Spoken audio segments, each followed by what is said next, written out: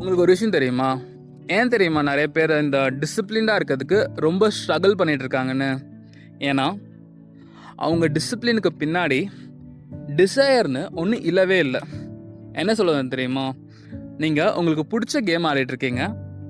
அந்த கேம் ஆடும்போது ரொம்ப ஹாப்பியாக ஃபீல் பண்ணுறீங்க, குட்டாக ஃபீல் பண்ணுறீங்க. அப்படின்னா அந்த கேமை நீங்கள் டயர்டாக இருந்தாலும் ஆடுவீங்க, போர் அடித்தாலும் ஆடுவீங்க, உங்களுக்கு வாழ்க்கையே வெறுத்து போச்சு ஆனாலும் நீங்கள் அந்த கேம் ஆடுவீங்க. என்ன சுச்சுவேஷன், என்ன இது சேஞ்ச் ஆனாலும் அந்த கேம் ஆடிட்டே இருப்பீங்க. புரியுதுங்களா? ஏன்னா அது பேக்ட் அப் பை டிசையர், சந்தோஷம், ஹாப்பினஸ்.